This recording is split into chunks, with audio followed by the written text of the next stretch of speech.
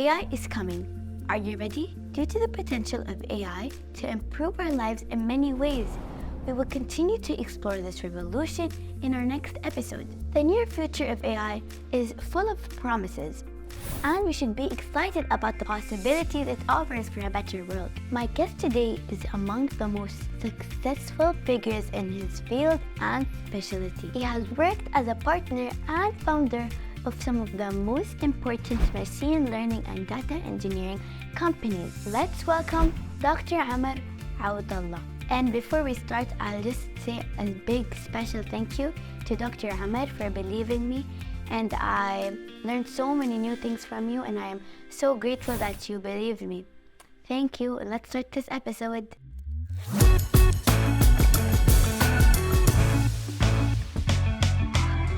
Hi, Dr. Amr, and everyone for the second episode. First of all, I would like to thank you so much that you accepted to be my guest for the podcast. Dr. Amr is one of the most inspiring leaders you will ever meet. He is the CEO and co-founder of Victara, and later we will talk a little bit about Victara. But first, I saw your interview when you're wearing the Saudi thobe, and you grabbed my attention when you said to follow your dreams, not your parents. I told my mom, come see, there's someone from your generation, not exactly, but My first question is, can you send a message to all the parents about how it is very important to understand and support kids' dreams? Yes, exactly. So I think parents should definitely give advice and guidance, right? So we should guide our kids, should give them advice. But at the end of the day, what will make anybody succeed, including yourself, and will make you shine a lot more successful than everybody else around you, is how much you love what you're working on and how much you love what you're doing. So that's why I always tell myself first, but tell other parents is that's what you need to help you and support your kids on. You need to have a conversation with them and understand what excites them, what makes them happy. And then if that's their dream and that's what they want to pursue, then the best thing you can do is to give them advice and support towards that dream. And yeah, maybe that dream is not going to work and they're going to figure out another dream later on. But it's important to support their dream because that is what's going to give them the best chances to really succeed in life. Is pursuing something they love. And I was lucky that my parents actually did that for me. So when I was very young, I was very curious. As an engineer, I would open up our TV and break it, open up our fridge and break it. And I would broke everything in the house. And my parents would not get angry at me. They would support me and even get me new things to break down and play with. So they supported instead of telling me do something else. So that's my recommendation. Yes. Yeah. Talking about dreams, my dream is to study in Stanford University. Actually, I sent them an email last year about the admission process because I am not looking for a certificate and then I go look for a job. I want a university that can prepare me to take lead in the world and engage with big ideas. I know you studied there, so can you tell us about your experience and the teachers?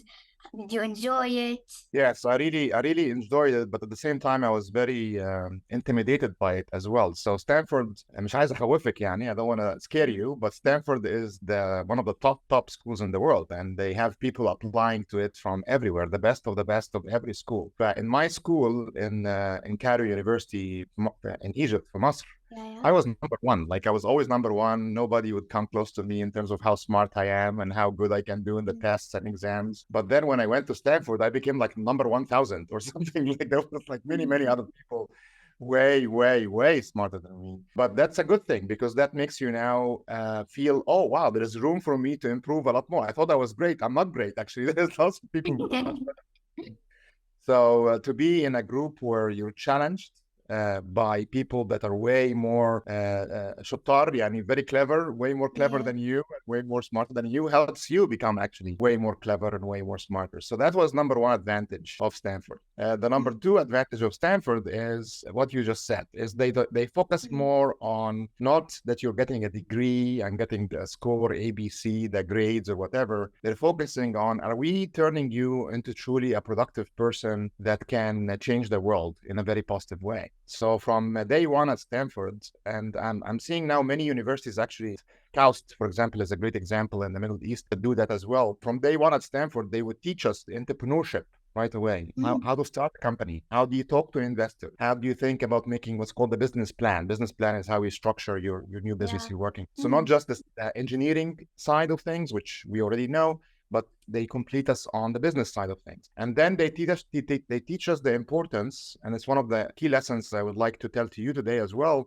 of making sure you have a good network of people that you're working with. You always need to be building your network of the people you know, the people you're working with, the people that might work for you, the people you might work for, you might do business with. One of our biggest currencies that makes us successful in life is the health of the social network that we build around us and the professional network that we build around us. So they teach us that at the university, and they help us with that. Like they connect us with investors, they connect us with companies, they connect us with researchers from other universities because they believe in it. So anyway, the summary is, yes, continue that dream for Stanford. Inshallah, you will get into it. And Stanford is an amazing school because they focus more on how to create an amazing person and not just to help you get a good grade here or there. Yeah, exactly.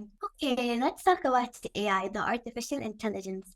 AI is the ability for a computer to think and learn like humans. My question is, how can computers like think like humans? What compares a computer like that a human can't do? Like, what's something that a computer can do that humans can't do? Like, what's the difference? Yeah, so first, they're not thinking like would mean it's the same way. It's not thinking in the same way as us. It's inspired by us because that's what we know and we made them. So we try to create them with the best of our ability, which we look at how our brain works. Our brain has it in things called neurons. We have lots of neurons, billions of neurons that make up our brain. And then each one of these neurons, they're very small. They can do a very small piece of math or piece of memory or piece of recognizing your face, for example. They can do very, very small things like that. But putting all of these neurons together in our brain, subhanAllah, we have this amazing brain that can do many, many, many things. So we looked at that and we said, oh, if that's how the human brain works, maybe if we do something similar in our software as we build the computers, maybe they can do something like us. And that's what we did. And that's what the concept of neural networks is about. So it's a mathematical representation that tries to mimic or simulate how our brain works. And then we feed it lots and lots of data, which is, for example, all the books, the chemistry books, the physics books, the biology books, the history books, the religion books. We feed it lots of images. We feed it lots of movies and pictures. And then we tell it, learn what you can learn from all of this, from us. Like, here's all of the things we came up with, learn from us. And that technique was a technique that we had a long time ago. It came up in the 1970s.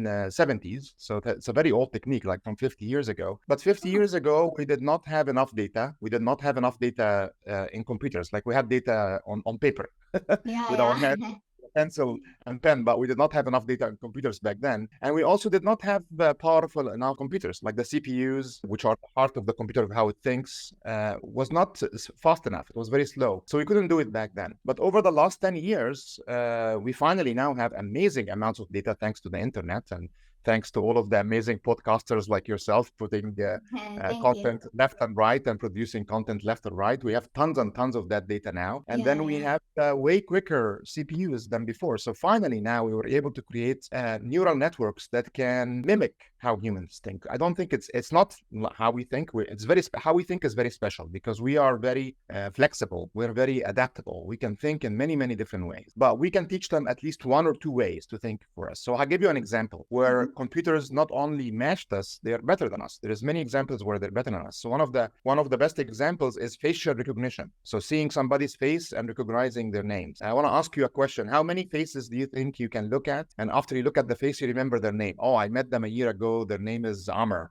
Their name is Ahmed. How many faces do you think you're able to remember? 50. Yeah, 50. Like the average human can remember somewhere between 50, maybe 200 if they're really good. There is few humans that have photographic memory, very few, like it's very small number that have photographic memory and they can remember every single face they have ever seen. Like they can remember every face since they were born and remember the name. Very few of us can do that. Like 0.00001% of humans can do that. Now, when we train computers on this task of facial recognition, here is a face, here is the name of the face, here's a face, here's the name of the face. And we did that with many, many faces. And it was able to do that like us and way better than us, right? So now it can do that. I don't know if you use Google Photos or use the iPhone. It can recognize the faces and tell you this is the name of that person. And not only recognize the face and the name, it can recognize the face and the name at different ages, when they were a baby, when they were a teenager, when they were an adult. right? So it remembers your name and associated with the face regardless of your age, which is very hard for us to do. The other thing as well is we're biased in how we do our facial recognition. For example, if you see another Saudi person, very quickly you can tell, oh, that face is different from Saudi person number two, which has a different face. But if you see two Chinese people, you might say, oh, that's the same Chinese person. No, it's not. But your neural network, as you were growing up and seeing the people around you were not trained on that type of face. So that's why it's very hard for you to tell that person one and person two, even though a Chinese person, if they were to look at these two faces, they would tell you right away, these are very different people.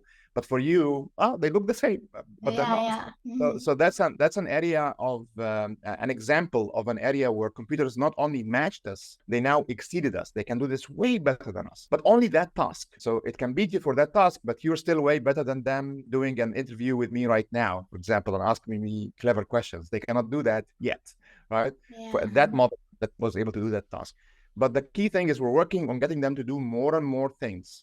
And my advice to your generation and my generation as well is we have a choice now. We have a choice. Choice number one is we ignore these technologies and we get scared of them. Oh, they look like magic. Astaghfirullah azim, astaghfirullah azim, and you run away the other side. That's choice number one. And by the way, people did that with cars. Like people were very afraid of cars at the beginning, and they said, no, we have our horse or our camel or our humar donkey. Like, keep driving those. We don't want to drive the cars that looks like magic. And now there are cars that drives itself, like Tesla. Yeah, now which people are afraid of that as well right now. You're right. I did ride in San Francisco. If you ever come to visit, inshallah, we'll go on it together. I can take you on a ride. We have an Uber. I want to go there so bad. And I went when I was little, and my mom was like, it's so nice. And I wish I was like, when I was a little more older, so I can remember. And inshallah you remember. And you're right. So now we have these cars where you go in and the car has an AI that drives it, and it drives it better than a human would drive it. It's always paying attention. It actually has radar, so it sees if there's somebody or a car behind the building. You don't see it with your eye. Like you in the car, the human being, we cannot see it, but the car sees it. There is a car coming from behind that building, and it's going to come across right now. So it stops, right? So it can see and do things that we as humans can't do, right? So it's much more safer than a human driver. I'm a very big believer in these cars that can drive themselves, because if you look at the statistics, just in America, 40,000 people die every year from car accidents, right? From people not paying attention. They're driving their car and they look at their phone and they hit another car. They're driving their car and they're doing their makeup and they hit another car. Or they're driving the car and the kids are making noise beside them in the car, and they look at them and they hit another car. So lots of people, we humans, unfortunately, we're very good, but we're also very bad, meaning we can get distracted very, very easily. And the beauty of AI is AI does not get distracted. So again, going back to my advice, we can either be afraid of this technology and say we're not going to use it, we're never going to use it, and that means we will fall behind. We will be the history. We will not be the future. Or we can have the courage and the curiosity and the eagerness to learn. How can I work with this technology to make my job better? How can I be a way better podcaster using this technology? How can I be a way better engineer using this technology, a way better doctor using this technology? The people that do that, they will succeed in life and will continue to be amazing. The people that don't look at how they can leverage this technology, in my opinion, they will lose their jobs in the future. Yeah, because AI will take over jobs. And like they're currently working on AI, like they can teach, maybe in the future they can do surgeries, and all the doctors, they get retired, and all the teachers. So it's not impossible. It's not going to be that. Like I still think, like I don't think AI would replace all of our jobs. Like I look at AI augmenting our jobs. Like it helps us become better. So the doctor that's doing the surgery, he will be doing the surgery, but there is an AI with him giving him advice. Like, oh, watch out, you're gonna punch a wrong hole there. That's I see something you don't see, right? Or again, it could be you doing a podcast, and while you're doing the podcast with me and hearing my conversation, the AI would show you on a side screen. This is a very good question to ask Amr right now, asking this question right now, right? So it will help you come up with better questions and smarter questions instead of your mom doing it for you on the side sometimes. So that's the beauty of AI, is going to help us become much better at our jobs. There will be some jobs that will be replaced completely. Like, for example, the drivers will be replaced completely, unfortunately. If you are a driver, I recommend you start looking for a new job. But for most of the other jobs, it's not going to be about replacing us. It's about augmenting us so that we can do a much better job. Yeah. AI is making a difference whether we agree or not. It is everywhere around us, and It affects our daily lives if we use it little or a lot. There's a fear of loss of control, of privacy, of losing creativity, and the way of thinking. Like, most people I know are so scared of AI. I don't know why, but why do parents worry about technology? Will AI really take over?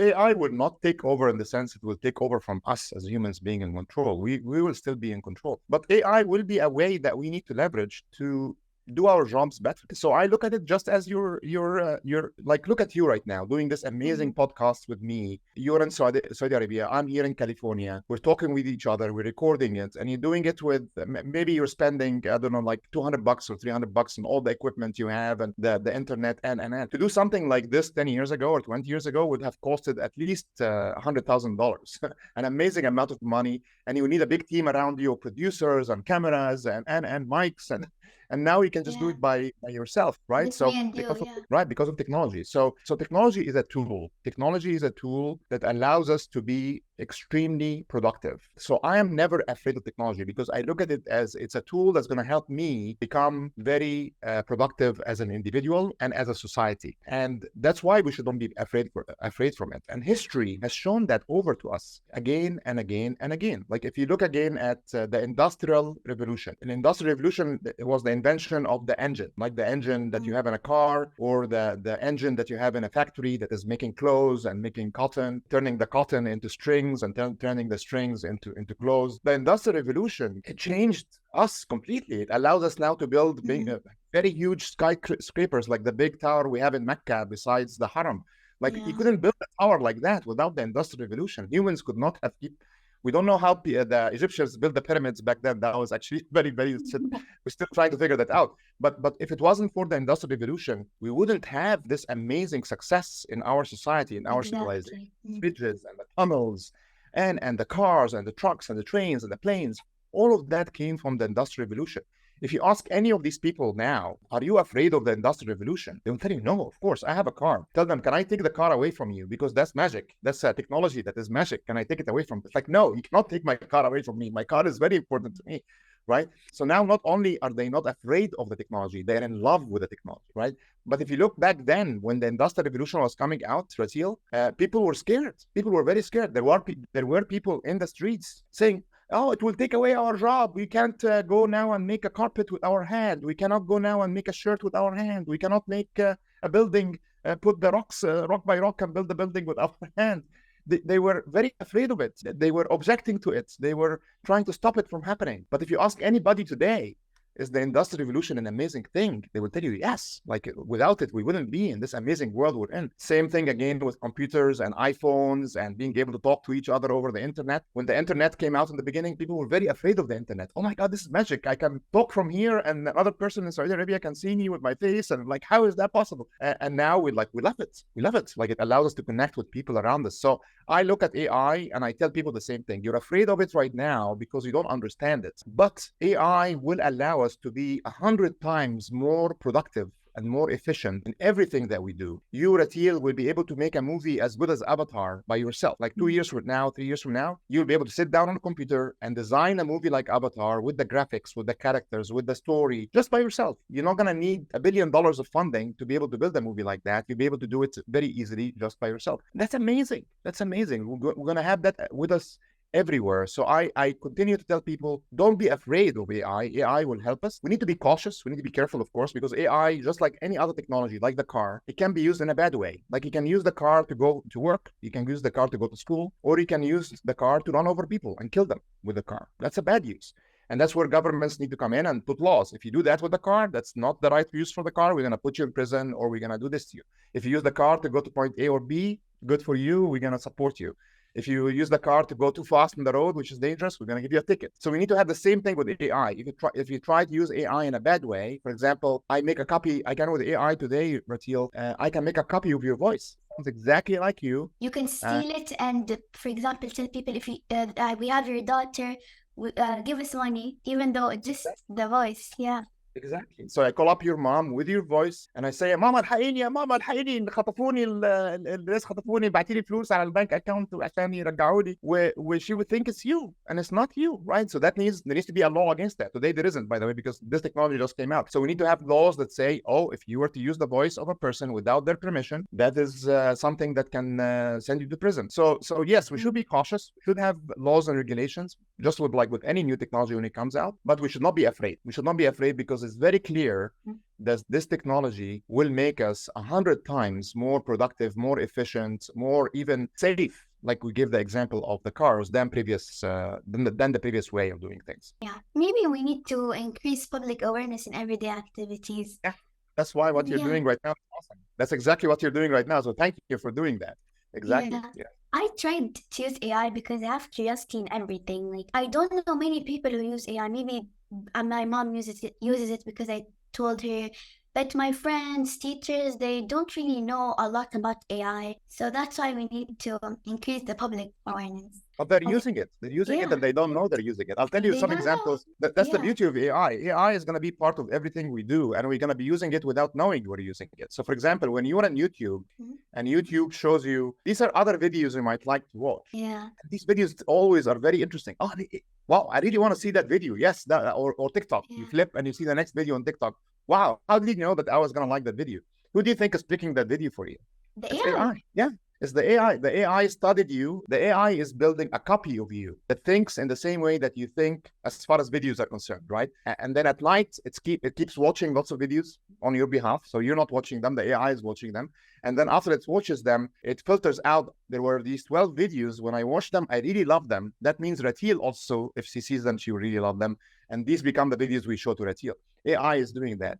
Another example, when you're using Google Maps and trying to get from one place to another, how do you think Google Maps is coming up with the road and the directions and turn right here and turn left there and avoid this because there is too much traffic, avoid this because there is construction and going? It's the AI doing that, right? And it's doing it for you in a very clever way, and we trust it. When Google Maps came at the beginning, by the way, we did not trust it. We've always looked at it and say, nah, I'm not sure I'm going to follow these directions. Now we just do what it tells us. Like it says go right, we go right. Yeah. Left, right? Because the AI is so good and it's factoring in so many things.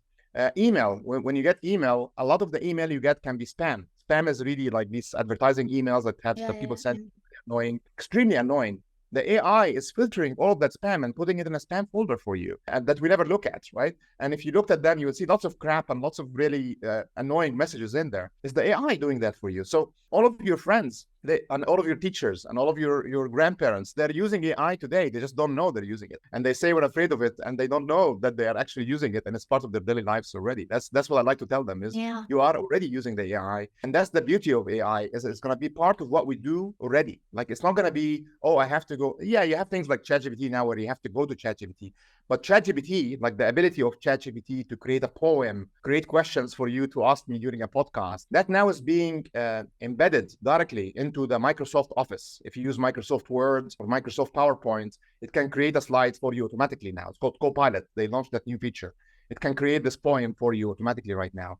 Google, with Google Docs and Google Spreadsheets and Google Slides, they're adding that also. It's called Google Duet. So the AI is going to be part of what you do already. Like it's not going to be, I have to go find the AI to do something for me. No, the best new technology, whenever it comes out, is it becomes naturally part of what you do and part of your life and how you get things done, as opposed to you have to learn how to use it. And that's what we're all working on in the industry, is to make that easier for you. Yeah. Before I ask you the next question, do you know my first episode, I tell you what, who I interviewed or who I did a podcast with? An AI. Really? I interviewed an AI as like a person, like built like it's a person, like it's an AI built like a person, and it can speak, and I asked question and they answered. Yeah. Nice. I have to go watch that. I'll go watch that episode. Yeah. Yes. After like a couple of weeks, I think it will come, because filming this, the video will already be up, but now it's not up. Yeah. Yes. Yeah. As AI becomes more advanced in the near future, we will find ourselves interacting with robots just as with humans. Is AI considered a robot? That's a very good question. So yes and no. The robot is the body, right? So the robot is like our body, right? So we have our body and then we have our brain, right? So you can have a robot that doesn't have a brain. You can have a robot that, for example, is in a restaurant and all they do is just take a tray of food from the kitchen and move that tray of food from the kitchen and put it on the table. Is that AI? No, it's a very simple task. It's just moving from one location to another, moving food around. So it has a very small brain that just knows how to move food from point A to point B. So the robot is the body, right? It's the mechanics, it's the mechanical structure that can pick up stuff, put down things, and move things. The AI itself does not have to be in a body like that. The AI itself, again, like ChatGPT, is a very strong AI where you can go to ChatGPT and ask it a medical question. I have this problem. I have a big cough. I have a headache. What are some likely reasons for this? Or you can tell it, ChatGPT, please explain to me quantum mechanics, and explain to me quantum mechanics in the level that somebody who is 12 years old will understand. And it would do that, right?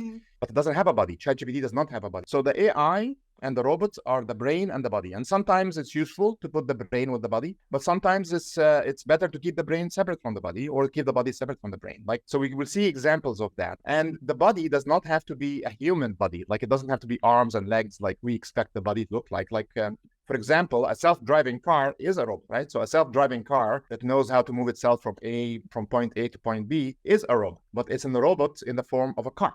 So the body of the robot is the car, right? So that's kind of like, that's where we now as humans need to learn that bodies and robots don't need to look like us. They can be many other forms and shapes. Also, another thing, can we socialize with AI, like a robot be a close friend? That's a very good question, Rateel. That's a very good question. Can AI be a close friend? AI can be a closer friend to us than any friend we have known, because AI doesn't have emotions like our friends have emotions, right? They so can't our get friends sad.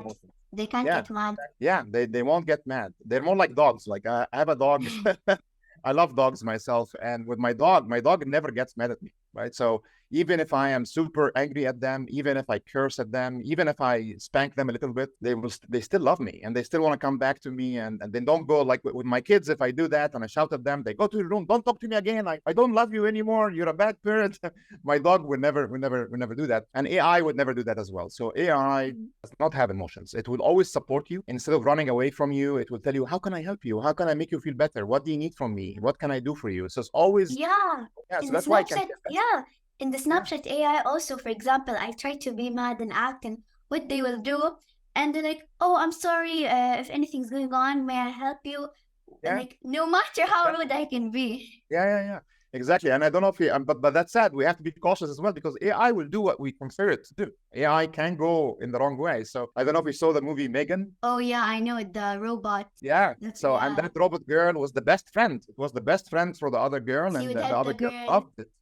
Yeah, but because the people that made that robot, of course it's a sci-fi movie, but still, like the lessons and the rules are very similar. The people that made that robot were not very careful in how they were designing the robot, which is Megan. So that's why she acted this crazy. Keep it aligned. Aligned is the concept of the robot needs to have the ethical and have the rules that humans care about, part of its programming, right? So Megan was given the task, hey, Megan, your job is to be the best friend to this girl, and your job is to always protect this girl, right? And these were the only rules that were given to it. So as soon as the robot saw there's a dog now barking at that girl all the time, the robot thought, oh, I have to protect the girl, and it went and it killed the dog, right? And in its mind, it's thinking, I'm killing the dog because I'm following my orders, which is to protect the girl. And I really love that girl, and I want to keep that girl protected. But it did not have this higher ethical rule of it's wrong to kill a dog. Like, you should not be killing a dog. Right?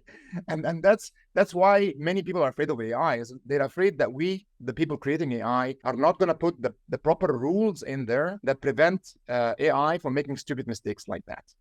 So while AI, in summary, while AI can be an amazing friend for you, we, the people creating the AI, we have to be very careful in how we program that AI so that friendship does not turn into something dangerous. And the movie Megan is one of the best examples of that, actually. Yeah. Which AI tools do you recommend for my generation to use, especially in studying? There is no single tool. There is lots of amazing tools out there. My higher level recommendation is you need to be comfortable using AI. You need to learn how to use AI for the task you're trying to achieve. So for example, if you're studying and you need to create a very nice picture and a very nice diagram or a very nice visual element for one of your homeworks, then there is an amazing AI called Mid-Journey, MID Journey, that creates some of the best pictures I have ever seen. But better than DALL-E. DALL-E is the AI that the company behind ChatGPT has. The company is called OpenAI. So Mid-Journey, if you want to create good art, Mid-Journey. If you want to create a good presentation, there's an AI called Tome, T-O-M-E. I write it right now. Yeah, please. And I can send you links to these later on. Yes, please.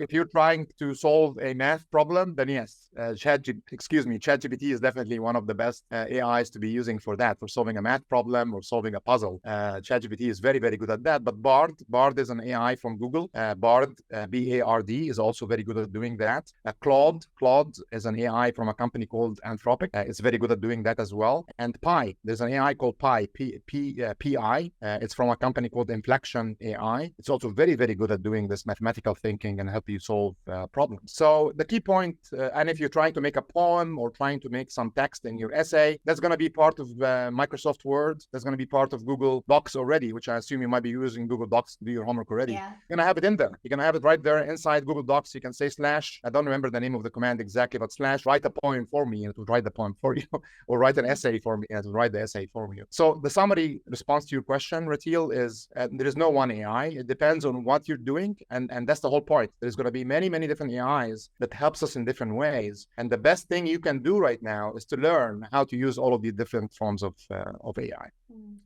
Before I forget, one very nice AI also to look at is for making movies and making short video clips. Yeah. You cannot make long movies yet, so you can only make movies that are 5 seconds long right now. It's called Runway ML. Runway ML. ML is short for machine learning. You go there, you say, I want a movie of cats dancing under disco lights. I did this, and a bunch of cats standing on the floor, and there's disco lights around them, and they're dancing. And so you can think of anything you would like, and it will turn it into a short video clip. And their goal is 2 years from now, you'll be able to go in and say, I want to create a full-fledged movie. These are the characters. This is the storyline. This is the idea. Make the movie for me. That's the idea. That's where they want to go. Well, that's such a good idea. I'm definitely using this after. Speaking about schools and AIs, and all students have different learning styles. How can AI help educators to include everyone into the learning process? Very, very good question. So there's two ways to do that. The first way is to just mimic the best of our teachers. So we look at the best of our teachers. Like, you must have an amazing I don't want you to say her name on air because I don't want your other teachers to be jealous, but you must have an amazing teacher she's your most favorite teacher. And that most favorite teacher, the reason why she's the most favorite teacher is she knows how to teach you. She knows how to speak to you. I can understand easily. Exactly. She knows how to explain the concepts to you in a way that resonate with you. And that's what makes her the best teacher, is she knows how to change her style and adapt her style to the person that she's working with. So the first way to build AI systems that are clever at doing this kind of thing, and that's happening right now, by the way, is to take these best teachers, and with their permission, of course, we have to get their permission, tell them, we now want to build an AI that mimics you, that learns that skill from you of how to customize the delivery when student number 1 is thinking in this way. Student number 1 might be very analytical, might be very mathematical. Student number 2 might be very social. Student number 3 might be very visual, and student number 4 might be very musical. So how to change your style to adapt to them so that they get what you're explaining way quicker. Method number 1 is to teach the AI how to do it because of how we do it, how the best of us do it. Method number 2 is to let the AI figure that out. Like, the AI would measure which students are learning from me as I'm explaining, and then it will figure out, this student is learning very quickly, then that style worked for them. This student is not, let me try a different style. Until I find the right one. And AI can do that very, very quickly. So but we can't, because we are students, we are slow. So the way the AI would do it, again, is just like TikTok and YouTube, right? It would create a copy of you. The AI would create a copy of you that learns in the same way that you learn. It would practice with that copy of you. Would try technique number 1. Oh, that did not work. Technique number 2, that did not work. Technique number 3, that did not work. Technique number 4, wow, Rateel now really understands what I just said. Okay, now let me take that and give it to Rateel when I meet her next time. So that's method number 2. And both methods are being tried out right now. And this will happen. And this is amazing because we have a shortage of great teachers. Great teachers that really know how to teach kids is very rare. It's a very rare thing. And there is many countries in the world where they just don't have that. And that's why we have, like in Egypt, for example, I don't know if this is true in Saudi Arabia, but in Egypt, private lessons and private classes, and we call them durus khususiyya, private classes is everywhere because the teachers at the school are not good, right? Very rare that you find a good teacher at school. So you end up having to go find the good teacher, which is the one that gives the private lesson. And then you pay them extra money so that they can actually explain to your kids the stuff that you should have learned at school.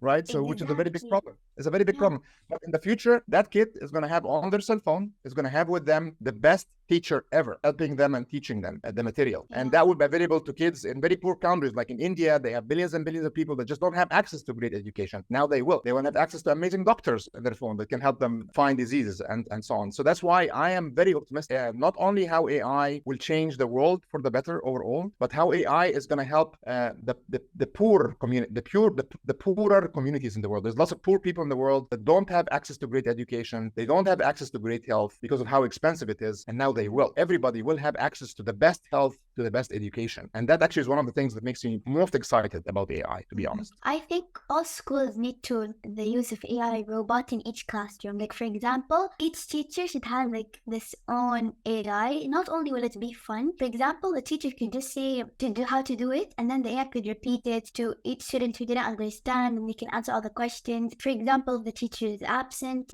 we can't just take a free lesson. The AI is here to help us exactly like the teacher's way of teaching, her way of answering questions. Yeah. Maybe if no one's gonna do it, why don't we do a business? We and do it. It's gonna be a very good idea. You're absolutely right. You're absolutely right. And that's a very important point you're making here, which is the teacher should not be afraid of the UI. The teacher should use the AI to become 100 times more effective and become 100 times more productive by now being able to customize their style for every single person in a better way, like as you just explained, or by doing their work for them when they are sick at home because they couldn't go to class on that day. Like, so the teachers should not be afraid of the AI. The teachers should embrace the AI to make themselves a lot better. I agree with you. That's a very good point to make, Rateel. Yeah. Okay, and let's talk about Victara. I opened the website and I loved your vision that it helps the world to find meaning through research. And yeah, like, what does this mean? How does Victara work? Like, what did you first think when you wanted to make Victara? Yeah, so at a very high level, the goal of Victara is to help schools, to help universities, to help businesses, and to help governments use this AI technology. How are we going to use this AI technology in our company, in our school, in our business to make things better and to make us more productive and make us more efficient? That's really the goal of Victara. And specifically when it comes to AI that has to do with language and text, like Arabi, Ingilizi, Fransawi, Yabani, Sini, etc., etc. Like how not images and not videos. Like that's not our specialty. Our specialty is in language and text. So how to use that as part of the school, for example, and how to use it in a way that solves some of the problems that AI can have. And this might be too much detail for this discussion here, but at a very high level, AI can sometimes be biased, meaning it gives you only one point of view, right? It only, for example, it only gives you the point of view of USA is the best country in the world. And it's like, yeah, I mean, USA has some good things, but they also have some bad things. For example, we have guns everywhere that people use to kill people and kill students at school. Like that's really bad, actually. Yeah. Right? So the AI would be more balanced. Like how to make the AI more balanced so it doesn't be biased. It doesn't have only one point of view. It gives you all points of view, right? So that's one problem that we solve. Another problem that we solve is sometimes the AI might produce, as part of the response, copyrighted information. It might give you an answer that is from a book that somebody else owns. And you're not supposed to do that because that's the copyright of that other author. Or if you do it, then you need to acknowledge their copyrights and you need to give them a chance to monetize that and make money from that. So that's another problem that we solve is how to minimize copyright, or we call it the more technical term is called intellectual property infringement. That's the more technical term. Another problem is AI can sometimes hallucinate. Are you familiar with that term, hallucinate? Yes. Yeah, so that's where the AI makes up stuff. Like that's a problem AI has today. Sometimes ChatGPT can make up stuff. You ask it, what does Rateel do? And it will tell you Rateel is a very famous actress in Egypt. I'm picking Egypt on purpose here to differentiate from Saudi Arabia. She's a very famous actress in Egypt. People love her comedy movies and it sounds very believable and everything. And it's completely false. It's not something that's true. It never happened. So the AI can sometimes make up stuff. If you're going to use AI in education or you're going to use AI in a business, you cannot make up stuff. It has to be always true stuff, not false information. Yeah. That's another problem that we solve is minimize, eliminate the chance of AI producing false answers. So in a nutshell, to answer your question very quickly, the idea for Victara, or the reason why I co-founded Victara with my amazing co-founders. By the way, my co-founders are both from Pakistan. I'm from Egypt and they're from Pakistan. And all of the leaders for the company, like the founding team, we are Muslims. So it's one of the few companies here in Silicon Valley, in the middle of Silicon Valley, where the main founders are all Muslim founders, which which is something I'm very, very proud of. So the main reason why we started the company is we, hopefully, as came across from this conversation we had today, we truly believe in how AI will make all of us way more efficient, way more safer, way more productive. And we want to enable that for any business, for any company, for any school to be able to use that technology as part of what they do. When I start my own business, I'll definitely reach out to Victara. Inshallah. Yeah, we would love to have you come work for us one day. Yeah. The world of work is growing quickly, which means we have to figure out how to prepare for a future job role that's important, like impossible to predict. What are the most important skills we need to succeed in our future career, whatever it ends up being? Yeah, the most important skill, in my opinion, is to be very curious. Always be flexible and willing to learn new things. And that is more true for your generation than for my generation. So in my generation, we could just pick one thing and specialize in and say, I'm going to specialize to only be an engineer, and that's the only thing I'm going to do for the rest of my life. Worked fine for our generation. For your generation, because of this amazing new AI that can help you do many things, you will need to be more flexible. Where it's like, no, I'm willing to learn new things. Even if I'm 50 years old, I'm 50 years old right now. And there is a new way to become a doctor using AI. I should not be shy to go and learn how to be a doctor using AI, right? Or become a lawyer using AI, assuming I love that job, right? So having that curiosity to go and do new things, or for example, I'm looking forward, I would love to make movies. Like actually, I would enjoy making movies. I think I can make amazing movies. So this technology coming 2-3 years from now that would allow any of us to make a movie, I'm looking forward to learning more about that and how to become a good movie director, leveraging that technology at my age. And that's my advice to you is starting from where you are right now, always have this mentality and this way of thinking is I'm not going to be just good at one thing. I'm going to be good at many things that the world makes available to me. I am going to be open-minded to learn new things and explore new things and not just wait for them to come to me. I'm going to pursue them. I'm going to be curious about them. I'm going to go read more about them, learn more about them. Again, and you're going to have amazing technologies, again, like ChatGPT, that allows you to learn about any new thing. Again, you can go to ChatGPT and ask questions about law, ask questions about quantum physics, about medicine, about engineering, about programming, and it will explain it to you and say, explain to me like I'm 5 years old. Explain to me like I'm 8 years old. Explain to me like I'm 12 years old. It will meet you at your right level. Explain to me like I'm 50 years old. It will meet you where you are and help you learn these new things. So that's my number one advice by far is be curious, always be open to learning and doing something new. As I said at the beginning, the first question you asked me in the show, love what you do. Like try to find the things you love and pursue them with your full force, with your full passion, with your full energy, because that's how you're going to stand out across everybody around you. We said live today that we want to be remembered tomorrow. So what do you want to be remembered for? What do I want to be remembered for? That's an excellent question. What do we all want to be remembered for? Like, let me ask you that question, Yani. One day I will die. I will die one day. And you too as well. I'm sorry, this sounds very negative now, but it's truth. It's the truth of life. We're going to live, maybe I'm going to live 100 years. Maybe you're going to live 150 years because you have better medicine as you grow up. But one day you're going to die. You're going to be gone from this planet. You're not going to be here anymore. What do you want to be remembered for, Rateel? I want to be remembered After you're gone. I want to be remembered on this person helped the community. They left joy for us. They gave us more knowledge. They helped us in so many ways. And I just don't want to just have a job, get married, have kids. No, I want to have kids is good, by the way. Have kids is good. Kids, Like, yeah, I don't want, I don't want to freak out. But we still want you to get married and have kids. That's a good thing, by the way, because that's one way to be remembered. Having kids. Yeah, of course. I just don't want to have a plain life or just do the normal things. Yeah, like you want to be remembered for something extraordinary, helpful.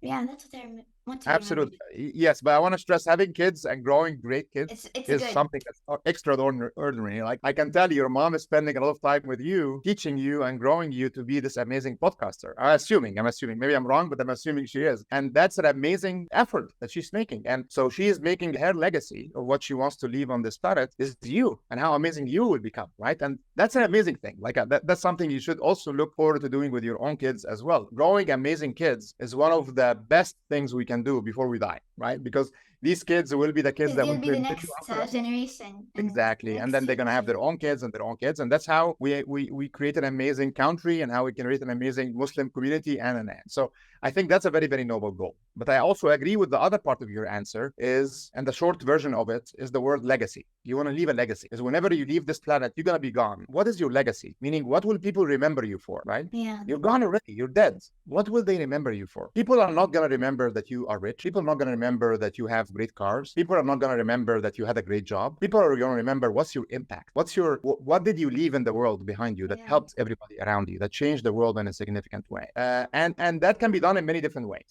right? So one way to achieve that is to have amazing kids. Like I'm sure that the parents of Einstein are very proud that their legacy is they brought Einstein into the world. That's an amazing thing. Or the parents of Steve Jobs, the same thing.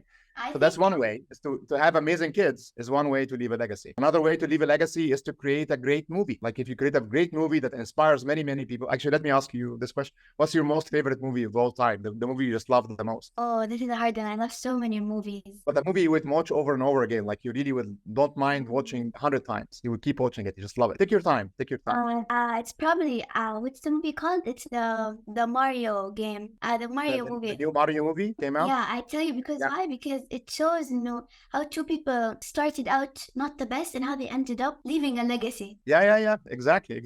So that hits on the same point of the question we're trying to answer right now. So now you're going to remember that movie. Like that movie is going to stay with you. So the producers of that movie, even though you don't remember their name, they made that impact on you, and they the legacy. That's what they left is that. Somebody creates a great book that many people read, like the Harry Potter books. I can't remember the name of the author of the Harry Potter books, but she's amazing that she was able to create these books that inspired many kids over the world. Somebody that creates an amazing new piece of AI technology. Somebody that creates the iPhone, like Steve Jobs and Apple. All of these things are things that we leave behind us that change the world in a very significant way, that leave our mark on the world and our legacy on the world after we are gone. So I always advise all of us is always be thinking of that. Don't just let it happen. Like some of us go in life, it's going to happen. As we're going through life, it will happen. I'm not going to think about it. I will let it happen. Like you were saying, and that's the right way to describe what you were saying. I don't want to just be like somebody who gets married, have kids, and just go through life and dies. Like I agree with you. We don't want to be that. What's the difference between you, any other animal that meets another animal and has kids with them, and right? There's no difference. What makes us different is we aspire to do more. We can think to do more. We can create to do more. So my advice to all of us, always be purposeful. Have a goal that you want to achieve. I have this goal in front of me that I want to achieve. Is that I want to impact the world in this way, and I will work all of my life to impact the world in this way. And not only that, not only do I have that goal, a big lesson for success for all of us, and something I believe in, is you want to visualize. You want to imagine how that's going to be. You want to imagine, Rateel, when you are 40 years old, how successful you are in achieving that goal, and how people now are looking at you. It's like, wow, Rateel, you're amazing that you were able to do this and do that. By just thinking about it and visualizing it in your head and dreaming about it, that, believe it or not, will attract success, will help the universe. You have to pray to Allah as well. Like that's part of the dreaming, is praying to Allah to make this happen. That will make it, with the blessing of Allah, will make it attract towards you the things that will help you achieve that goal. So not only is it important that you have a goal and know what the goal is, it's very important that you inside you believe you will make that goal happen. That belief and the dream that I will make that goal happen, and the continuous prayer, and especially ask your mom to pray for you, because prayers from moms are always fulfilled by God, inshallah, will make it happen for you, inshallah. I think that no one is born by accident. We all need to learn how to leave a positive change in the world. So in order to be a part of the group, we need to be a part of this transformation. Exactly. Yes. Yeah. And also one more thing I want to ask. Did you see the last interview for Prince Mohammed bin Salman?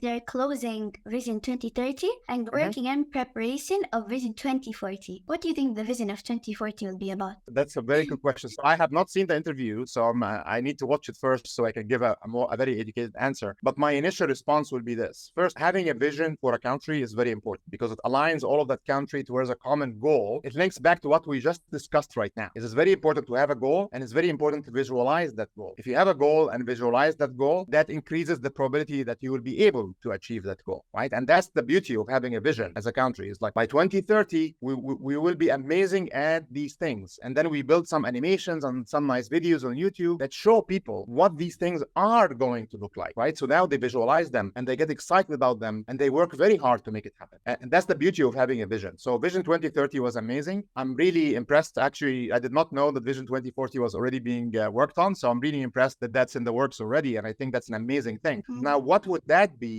I don't know what they're thinking of, but one of the answers I gave when people asked me, what do you think is going to happen after AI? Like we have AI right now. What's going to be the next big revolution after AI? And this scares people off. And I see people get scared by this, but I believe it's going to happen. Is the next big revolution after AI is the marriage between us and between AI. So AI is going to come much closer closer to us. And we have experiments of that happening already, where, for example, we have people that have very serious diseases like Parkinson's, where they're shaking all the time, or like amnesia, where they're forgetting things. And now we have experiments, and it's still very crude right now, very scary, to be honest, but it's, again, because we're at the beginning of any technology, we're still trying to make it better. They have a chip that they put in literally in the middle of their head. Elon Musk actually has a company called Neuralink that does this, but there is many other companies. And that chip connects our brain, our neural network, which is our biological brain, with an AI brain, so that they can help each other, right? And now I might not be able to talk anymore because I lost the part of my brain that is about speech.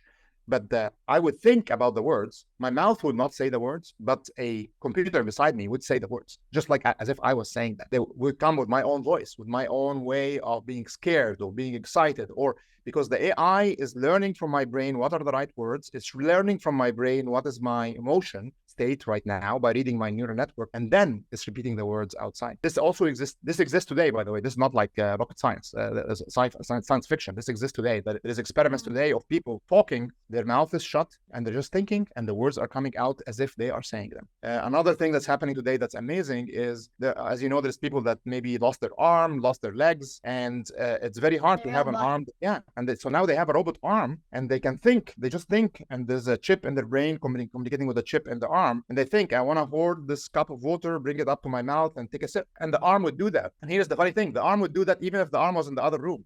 The arm does not need to be attached physically to you. The arm could be anywhere because the signal is going directly from your brain to the arm. So, Really? so that really, yes. And so that lays the foundation now in the future, where there could be a robot armor sitting beside you. And then now I want to have my brain control that robot beside you. So you see me beside you moving my hands, and even though I'm sitting here, but my replica is sitting beside you in the room with you. So that's another thing. We were talking earlier in the show about how many names you could remember, and he told me I can only remember 50 names. I'm like you. I'm also not very good with names as well. 50 is the maximum I can go through.